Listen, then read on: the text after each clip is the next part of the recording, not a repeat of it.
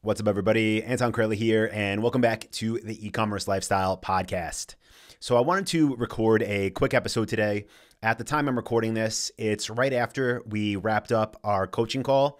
And if you don't know this, I have a company called Dropship Lifestyle, and that company has a program where we help people build stores from A to Z.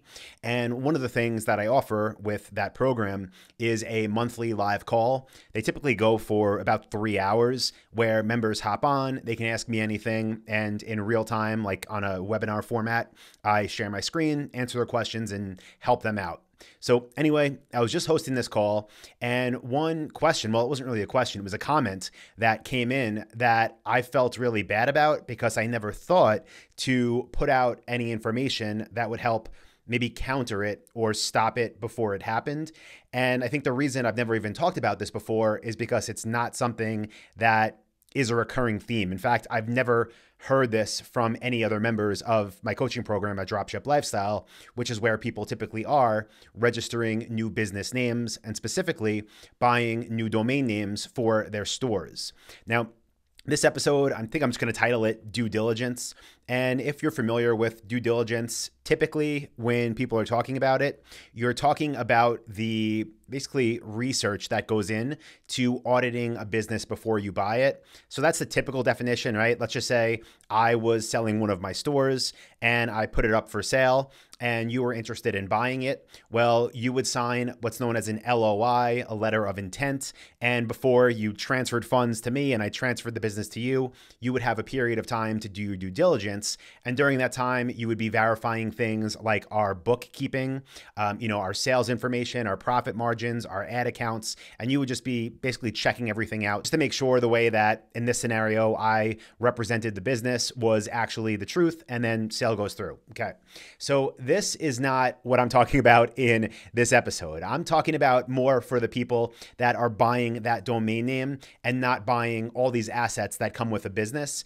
But due diligence is important here, and it doesn't take long. So a couple different ways this can work. Either way, I'd recommend you do what I'm about to take you through. One way is you come up with a store name for your brand new store, and you go on Namecheap, or you're in the back end of Shopify. You type in the domain name, it's available. You buy it right through them for, $8 a year or $12 a year, whatever it is. Good, you got your domain name. Other way is you find a domain name you want. It's, either there's a store there already, or there's an old blog, or it's a parked domain, and meaning there's just, a screen that says this is for sale, and you end up buying it. So either way, before you pay, whether it be the $12 a year or whatever it costs to buy a premium domain name, what you want to do is verify that that domain name actually doesn't have, I guess you could say, baggage that comes along with it, right? That doesn't have a bad reputation, that hasn't been involved with shady things in the past. Because what the member of Dropship Lifestyle mentioned on the coaching call is what she learned as she was working through and building her store and starting to sign up with Google services. She was actually not allowed to use them because of that domain. Now, she didn't do anything on that domain. She didn't mess it up. She didn't tarnish it. She got it and just started to build on it. But an owner in the past, and who knows when, maybe it was 6 months ago, maybe it was 6 years ago, had a bad reputation with Google, and not that person personally, I guess them too, but the domain name. And because of that, that domain was flagged. And this isn't, again, a very common thing, but it's something that doesn't take that long to research. So I just want to put this message out to the world, put it out to you as a listener of the e-commerce lifestyle podcast, and give you a couple quick checks you could do when you are evaluating a domain name for your business. So, and I'll link to all of these in the podcast description as well, because I fully understand a lot of people listen to this as they're driving or, working and running or whatever. So just check the description of this podcast. You'll get all the links. But the first site you can go to is called transparencyreport.google.com. And when you go there, you can type in any domain name. And this will work better if something's actually currently there. But if something is there, meaning it's not, unregistered currently, but it can tell you if there's any flags, if there's anything problematic with it, and if it's flagged by Google. Again, this won't go back. I don't know how far it goes back, so I shouldn't say that. But this is more about like a real-time thing, right? You type in the domain on transparencyreport.google.com, and it'll show you if any flags pop up. So that's the first thing I would recommend checking. Now, the next thing that I would recommend checking is, especially if you're buying a existing business or an existing site that has anything on it, just go to google.com and then type in site, S-I-T-E, and whatever the domain name is, .com. So site, yournewdomain.com, and just press enter. And what that's going to do is pull up all of the pages in Google that are indexed from that website.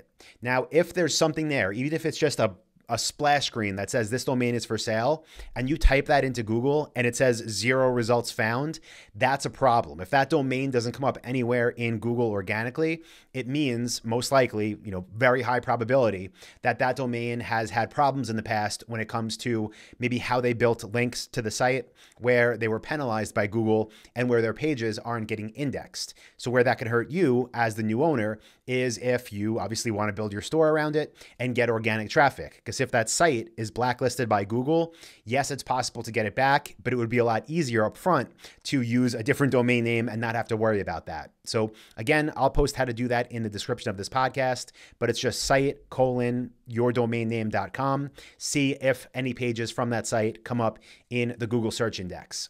Now, the next one, this one people don't really think about, again, because it's not the most common thing, but it's worth testing and checking, especially if you're, putting all your time and energy into building a business around it. And that's to see if the domain name is blacklisted from different email service providers, right? So is it blacklisted from Microsoft email accounts or Yahoo or Gmail? And what can happen there is if the previous owner, right, even if right now the site's just available for $12 a year, if somebody owned it a year ago or 3 years ago or 5 years ago and got that domain blacklisted from different email service providers, then you can sign up, build your new store, and your emails might all go to spam or not get delivered because they might have tarnished that sending reputation. So the way that you can check that, there's a bunch of different ways, but one tool that I like is called mxtoolbox.com. mxtoolbox.com. Just go there, you type in yourdomain.com, and it'll show you if that domain is blacklisted or flagged from any different email service provider. So again, if you're looking to buy something to build your business on and you see that it is, then don't buy it because it's a lot harder to fix. If it is your site and you're already up and running and you check anyway and you see you have problems, then yeah, work on getting them fixed. But again, if you can avoid it from early on, then don't buy one that has a bad reputation. And from there, you can work on building it better and better and better, and obviously not destroying it. Okay, one more final little thing I'll recommend and give to everybody that I recommend everybody do before they buy that new domain for their new store. And that is to go to a website called archive.org/web. archive.org/web. It'll be linked up in the description, but when you go there, you can just type in whatever domain name it is, and what you'll see is different screenshots over a period of time. So let's just say that domain name you're looking at now, right, is available for $12 a year, or you can buy it for $100, either way, whatever, but there's nothing on that domain. Well, if it was indexed by archive.org/web, you can click on a calendar in there and it'll show you what that website looked like at different points in time. So it's really cool. It's like a journey through time of what's been on there.